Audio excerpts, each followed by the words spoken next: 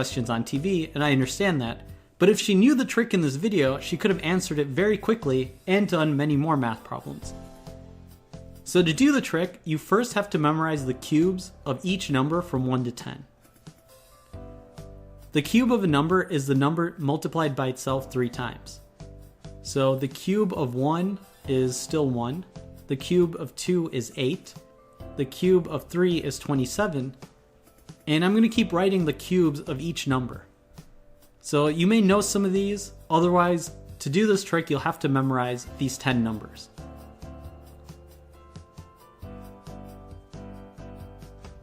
Now, once we've written down these cubes, I want you to focus on the very last digit of the number of the cube.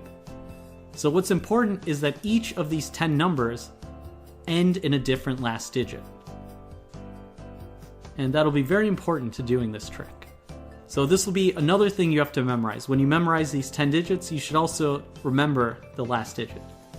So an easy way to remember this is that for the numbers 1, 4, 5, 6, 9, and 0, the last digit is the same as the numbers.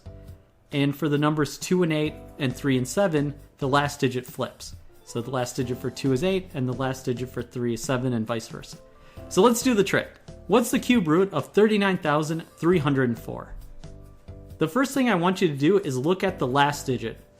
The last digit of 39,304 is 4, which we're going to put in a box.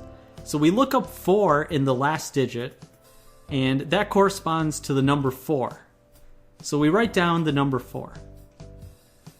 The next step is we ignore the last 3 digits of our number. So in 39,304, we're going to just ignore the 304. And now we want to find the closest cube without going over. So 39 is between 27 and 64.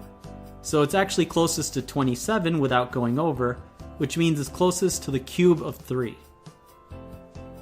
And that gives us the other part of our answer, which is 3. So here we have it. We put the numbers together, and 34 is the cube root of 39,304. So why would this ever be useful? So here's a trick you can do. Ask someone to pick a number from 1 to 100, and just think about it secretly. Don't have them tell you the number. Have them cube the number on a calculator.